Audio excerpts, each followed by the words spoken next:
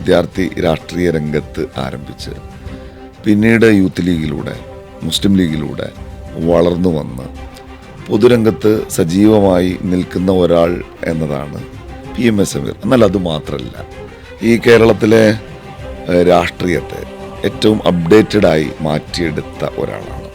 ഇപ്പോൾ മുസ്ലിം ലീഗ് തന്നെ നേതൃത്വം കൊടുത്ത വയനാട് പുനരധിവാസ പദ്ധതി, റഹീം എന്ന് പറയുന്ന ചെറുപ്പക്കാരൻ സൗദിയിലെ ജയിലിൽ വധശിക്ഷ കാത്തു കഴിയുന്ന റഹീമിൻ്റെ മോചനദ്രവ്യം ശേഖരിക്കുക, മുസ്ലിം ലീഗ് ഡൽഹിയിൽ യാഥാർത്ഥ്യമാക്കിയ ഓഫീസിൻ്റെ ഫണ്ട് സമാഹരണം, അതൊക്കെ കേരളത്തിൽ നടപ്പിലാക്കപ്പെട്ട ഏറ്റവും പുതിയ അപ്ഡേറ്റഡായ ഒരു രീതിയുണ്ട്.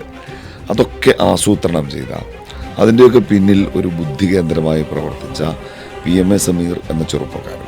ഓരോ നിമിഷവും മാറിക്കൊണ്ടിരിക്കുന്ന ഒരു ലോകത്താണ് നമ്മൾ ജീവിക്കുന്നത്.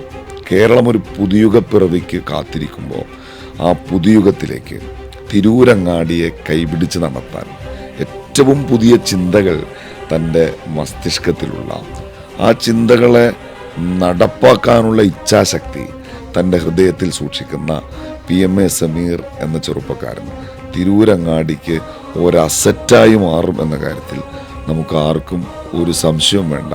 കേരളം ജയിക്കും, UDF നയിക്കും.